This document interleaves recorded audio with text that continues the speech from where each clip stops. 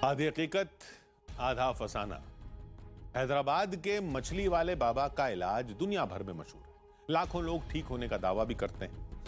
कहते हैं बाबा का इलाज इलाज नहीं है, चमत्कार है। लेकिन कभी यह सोचा है कि यह चमत्कार आखिर है किसमें? उस बूटी में जिसे बाबा मछली के मुंह में लगाते हैं, उस मछली में जिसे मरीज जिंदा निगल जाते हैं, या फिर बाबा की एक गुप्त साधना में? मरीज कहते हैं बाबा के हाथों में एक अद्भुत शक्ति है, तभी उनकी दवा को जिंदा मछली के साथ निगलने से सांस से जुड़ी हर बीमारी जड़ से खत्म हो जाती है। मान्यता के मुताबिक उस दवा को ग्रहों के एक खास संयोग में ही खाया जाता है, जिससे बाबा की बूटी और भी कारगर हो जाती है। ऐसे दावे कई सवाल खड़े करते हैं, जिनके जवाब तलाशने हम पहुंच गए तेलंगाना की राजधानी हैदराबाद।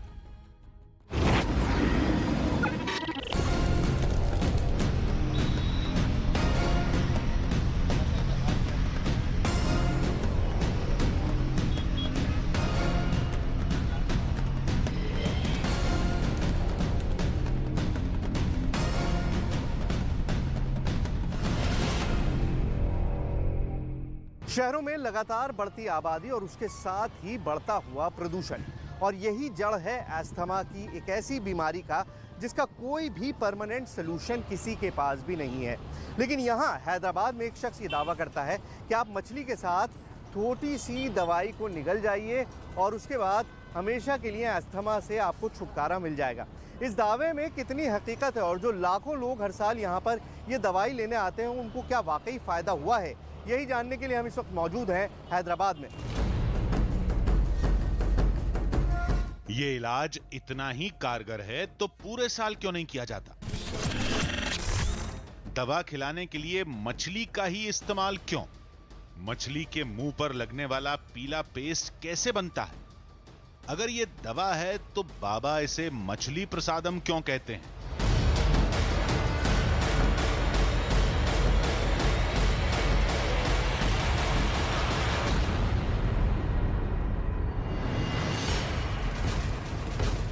सवाल कई थे।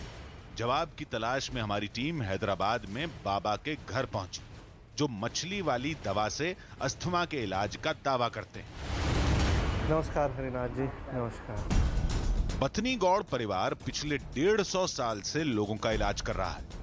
परिवार के मुखिया हरिनाथ गौड़ ने बताया कि इलाज की दास्तां 1845 से शुरू होती है।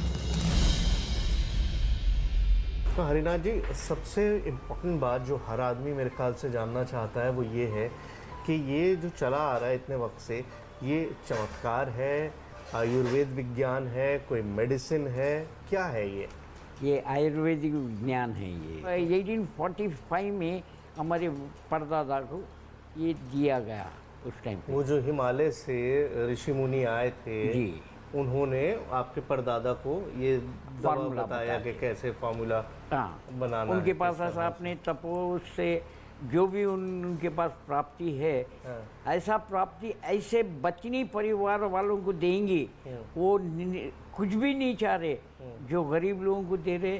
दान पुण्य ये वर्ड्स है, तो दान जो करते थे किसी से कुछ मांगते नहीं, रिटर्न्स नहीं मांगते थे। कहानी के मुताबिक 1845 में एक संत हिमालय से तप करके हैदराबाद पहुंचे, जहां उनकी मुलाकात हरिनाथ गौड़ के परदादा से हुई। गौड़ परिवार की ईमानदारी और लगन को देखते हुए उस संत ने परिवार को एक चमत्कारी दवा के बारे में बताया। कहते हैं उसी फॉर्मूले का इस्तेमाल करके गौड़ परिवार आज भी लोगों का बिना पैसे लिए इलाज कर रहा है। तो उस वक्त भी अस्थमा की प्रॉब्लम होती थी।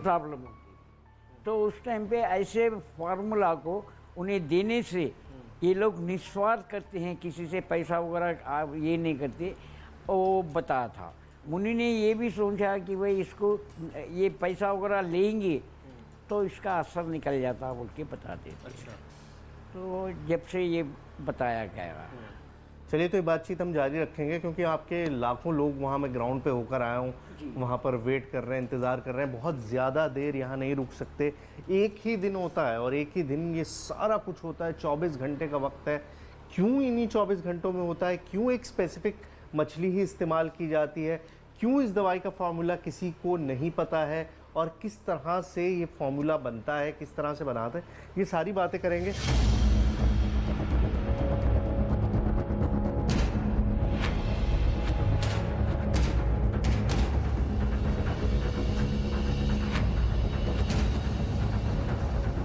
मैदान में पहुंचे तो वहां लोगों का मेला लगा था। साल में केवल एक बार ही इलाज किया जाता है, लिहाजा लोग उमड़ पड़े थे।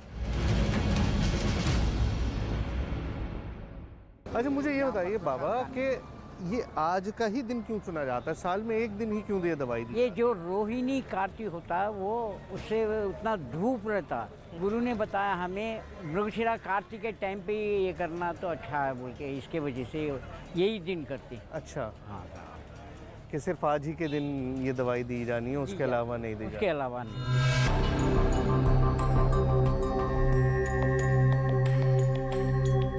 इलाज शाम से शुरू होना था, लेकिन मजमा सुबह से ही लग गया।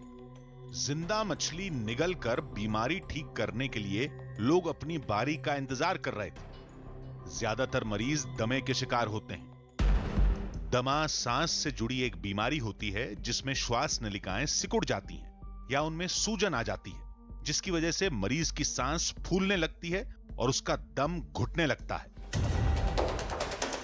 लेकिन अस्थमा तो फेफड़े से जुड़ी बीमारी है, इसके इलाज से मछली का क्या वास्ता?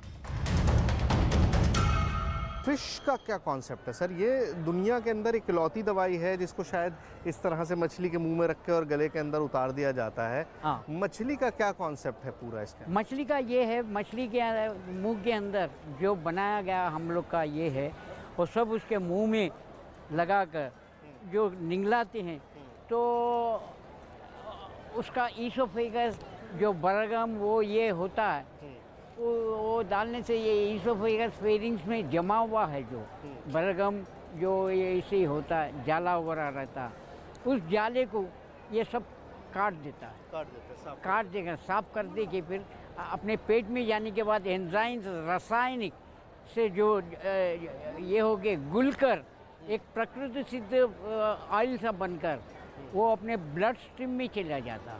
अच्छा। वो ब्लड स्ट्रीम में जाने के बाद वो एकदम खुल जाता है, जैसा कंस्ट्रिक्ट होते ही ऐसा सुखड़ जाते ही उसका फिर वापस चालू हो जाता है। अच्छा। तो इसके वजह से वो नहीं सुखड़ने के लिए ये मछली का प्रसाद खिलाते।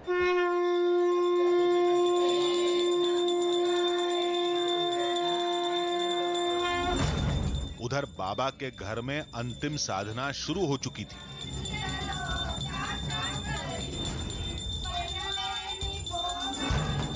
पूजा में बथनी गौड़ परिवार ही शरीक होता है।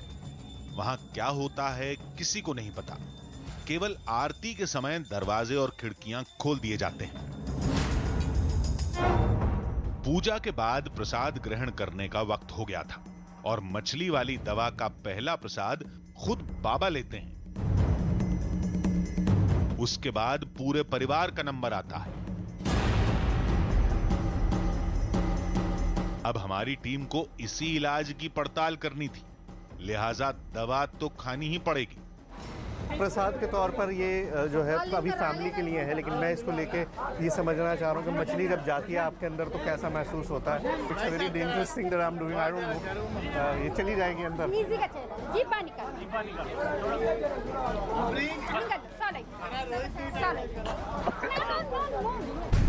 पहली बार में मछली निगलने में सफलता नहीं मिली।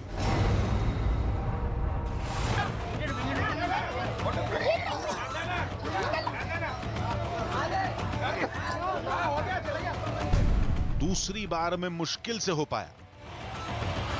It's a very difficult experience. क्या जिंदा मछली निगलने से अस्थमा दूर हो सकता है?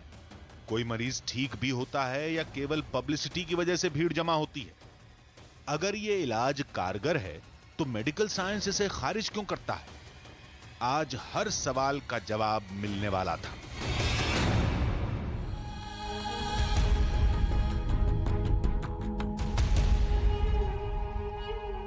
देखिए, मेडिकल साइंस भी दमे को पूरी तरह ठीक करना मुश्किल मानता है, फिर ये बाबा सिर्फ एक मछली और बूटी के दम पर दमे को जड़ से मिटाने का दावा कैसे करते हैं?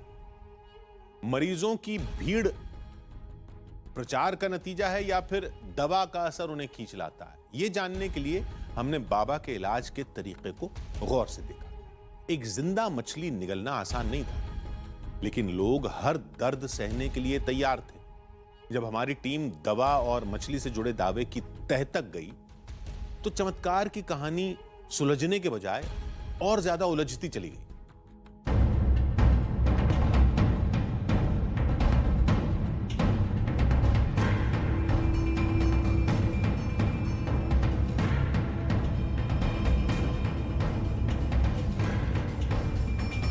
चौबीस घंटे के अंदर सैकड़ों लोगों को मछली के साथ दवा खिलानी थी। बाबा का परिवार और उनके साथी अपने काम में तेजी से जुटे थे।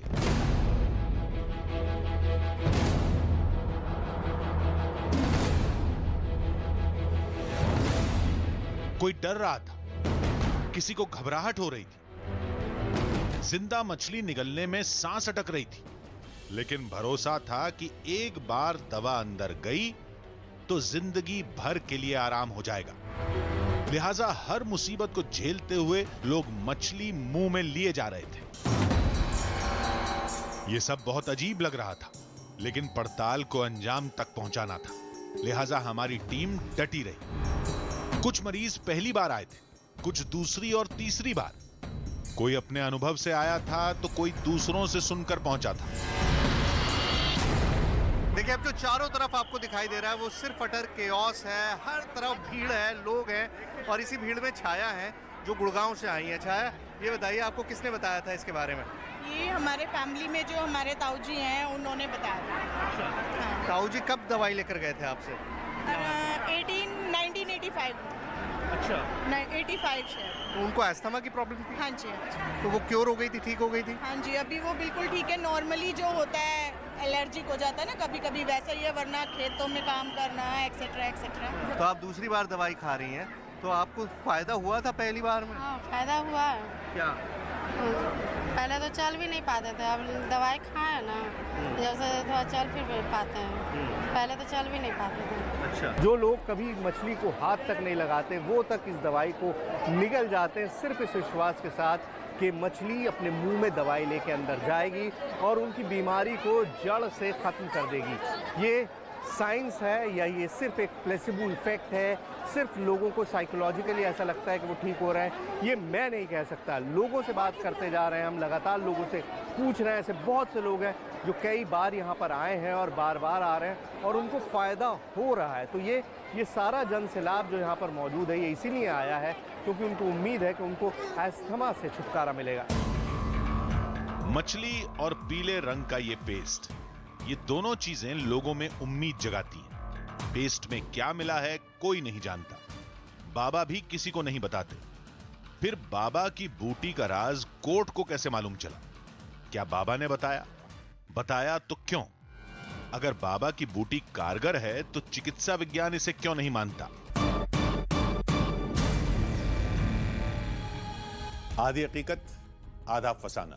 अगर मरीजों को फायदा हो रहा है, किसी के जहन में कोई सवाल या शक नहीं है, तो फिर बूटी के बारे में दुनिया को बताने में बाबा को क्या दिक्कत है?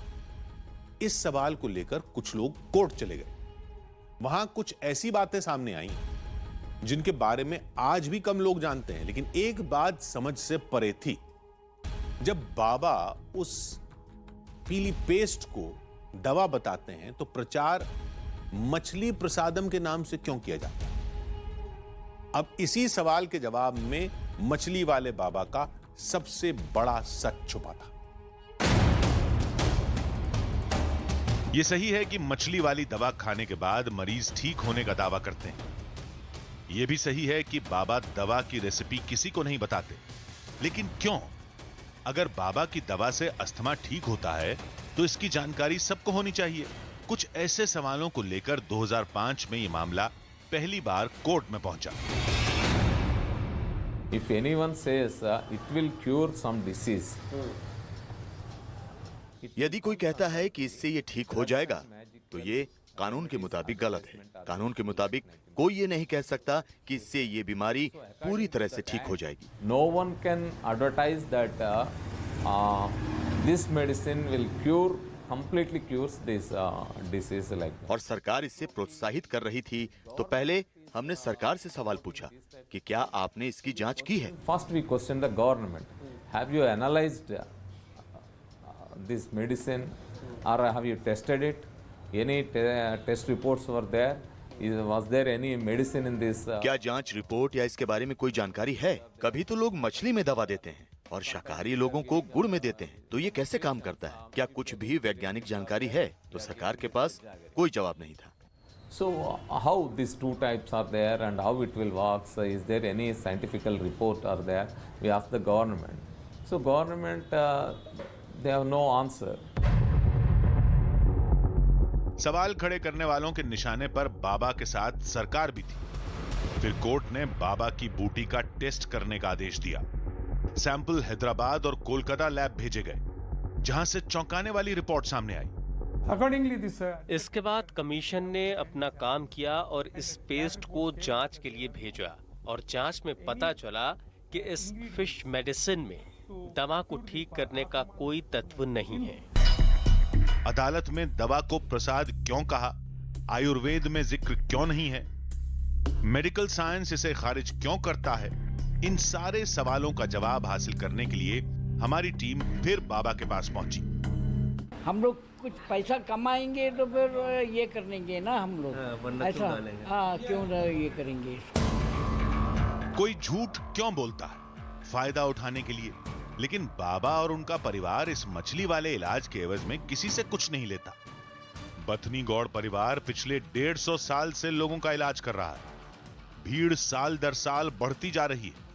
अब ये पीले रंग का पेस्ट दवा है या प्रसाद, लोगों को इससे क्या मतलब। मसला तो बीमारी ठीक होना है और लोगों के मुताबिक उन्हें मछली के साथ ये पेस्ट खाने से फायदा होता है। यानी लोगों को बाबा की बूटी पर भरोसा है और इस भरोसे को ही हकीकत माना जाता है।